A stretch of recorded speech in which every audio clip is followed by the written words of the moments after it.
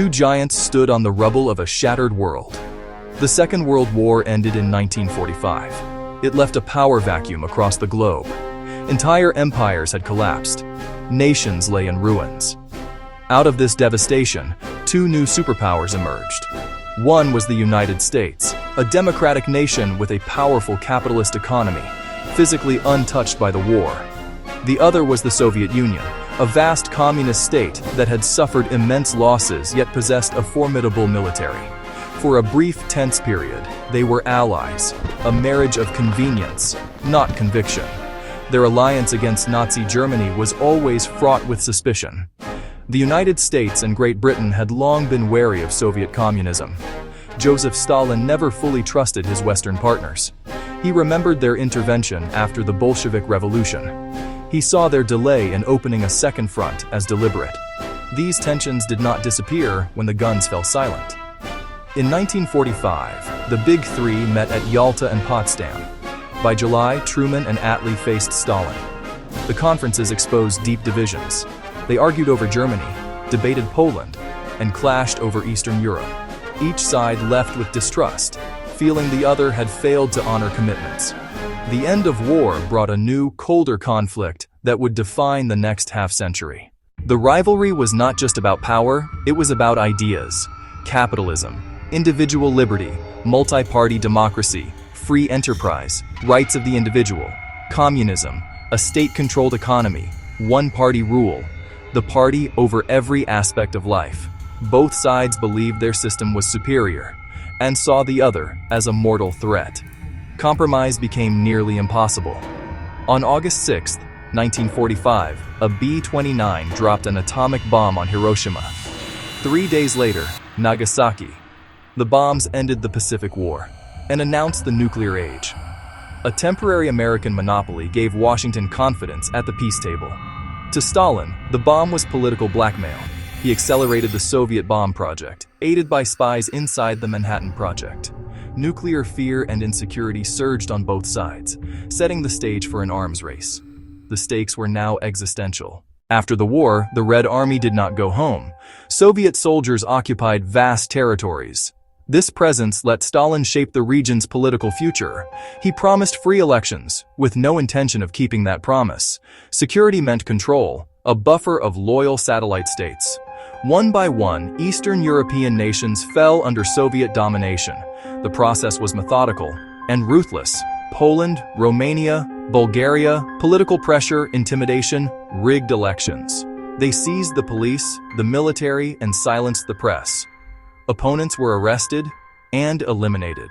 By 1948, coalition governments gave way to one-party dictatorships loyal to Moscow. The region was sealed off from the West. In March 1946, Churchill warned, "From Stettin in the Baltic to Trieste in the Adriatic, an iron curtain has descended across the continent." Not a wall yet, but a political, economic, and ideological barrier. The West saw aggressive expansionism. The line hardened into opposing camps. By 1947, Europe faced collapse. Destroyed cities, idle industries, starving people. Communist parties surged. Greece bled in civil war. The Soviets pressured Turkey. Britain could no longer carry the burden. The torch passed to the United States. He declared the Truman Doctrine, support free peoples resisting subjugation, $400 million for Greece and Turkey, and a broader pledge. Containment, actively preventing Soviet expansion anywhere. In June 1947, the Marshall Plan offered billions to rebuild Europe, even the USSR and its satellites. Prosperity for stability, prosperity against communism's appeal. Stalin rejected the aid and forbade Eastern participation, launching the Molotov Plan and later Comecon.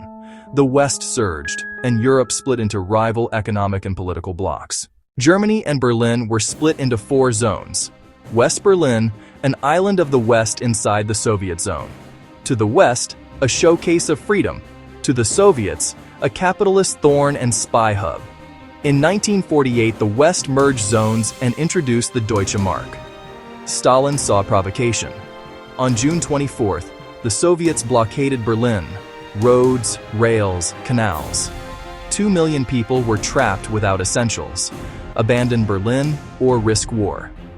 Truman chose an airlift, a non-violent, massive logistical gamble. Around the clock, aircraft delivered food, coal, medicine, even candy for children. A Western propaganda triumph. In May 1949, Stalin lifted the blockade. The crisis ended, but the world had stood at the brink. The blockade chilled Western Europe. Force seemed likely. Diplomacy and aid were not enough. They sought a US-backed collective defense. The North Atlantic Treaty created NATO, with 12 founding members. An attack on one is an attack on all. Containment became military reality. Moscow saw NATO as an aggressive encirclement. After West Germany joined, the Soviets formalized their own alliance. They created the Warsaw Pact, the Soviet Union and its satellites. Europe was split into two armed camps, NATO and the Warsaw Pact. A militarized standoff would define decades. On August 29, 1949, the Soviet Union detonated its first atomic bomb. The American monopoly was over. Sooner than expected, air samples confirmed the test, shattering US confidence. Both sides now held catastrophic power. Truman escalated, developed the hydrogen bomb. Moral objections failed against strategic necessity. The thermonuclear race ignited. Stockpiles soared. Bombers, submarines, and ICBMs transformed war into minutes. Mutual assured destruction promised a paradoxical stability. Peace became a tense balance under a nuclear sword of Damocles. As the Soviet bomb reshaped strategy, Asia transformed too. After a brutal civil war, Mao's communists defeated the US-backed nationalists. On October 1, 1949, Mao announced the People's Republic of China. For Washington, it was a strategic and psychological disaster. China aligned with the Soviet Union. Communism now spanned Eurasia. NSC 68 framed a world of slave society versus the free world, demanding a massive US buildup. On June 25, 1950, North Korea invaded the South with Soviet backing. Truman treated it as a test of resolve. As UN troops neared China, Mao sent hundreds of thousands into Korea. The first hot war of the Cold War raged for 3 years. Millions of soldiers and civilians died. An armistice in 1953 froze Korea's division. Korea militarized the Cold War, globalizing the conflict. Beyond armies, a clandestine war unfolded. Vast intelligence agencies, CIA and KGB, waged global espionage. They stole military, political, and technological secrets, even from the stratosphere. Covert action shaped foreign governments. Coups and crackdowns left long scars. Propaganda fought for hearts and minds. Radio, films, books, culture. Each broadcast its truth, and the other's lies. The space race became technological and ideological theater. Sports and culture became proxy battlegrounds. The rivalry permeated international life. The journey from wartime allies to Cold War adversaries was a rapid sequence of actions and reactions. As defeating Nazism gave way to shaping the peace, ideology re-emerged as destiny. Eastern Europe's future exposed fault lines and broke trust. The bomb injected fear. Soviet consolidation confirmed Western alarm. Containment became policy and was tested in Berlin. Europe split into hostile alliances. The arms race delivered a fragile, terrifying balance. Communism spread and the Korean War globalized the conflict. Espionage and messaging hardened divisions.